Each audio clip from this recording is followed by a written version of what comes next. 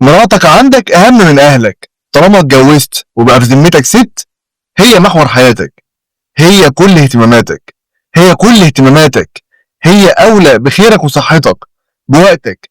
ده كلام ربنا مش كلامي. يعني احترامك لمراتك مقدم على طاعة أبوك وأمك وأهلك. يعني لو أبوك وأمك محتاجين لك ومراتك محتاجة لك، مراتك. ده كلام ربنا، افهم. السلام عليكم بابا عمر. الأخ طلع بيقول مراتك أهم من أهلك، وده مش كلامي، ده كلام ربنا. طب يكون في علمك ربنا لما يشرع مفاضلة بين الأهل والزوجة، كان الأولى بيك بدلا من المفاضلة بين الأهل والزوجة هو البحث عن الموازنة والتكامل لعلاقات أسرية وزوجية صحية.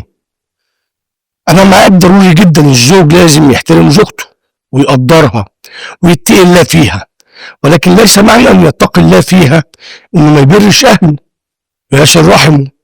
قالوها زمان: اللي ملوش خير في أهله ملوش خير في حد. مفيش أي تعارض بين الزوجة والأهل.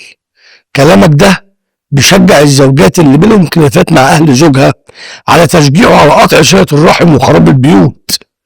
الزوجة لها وضعها والأهل ليهم وضعهم، لا تعارض بينهم سواء عند أصحاب النفوس المريضة. عافانا الله وإياكم. تحياتي بابا عمر.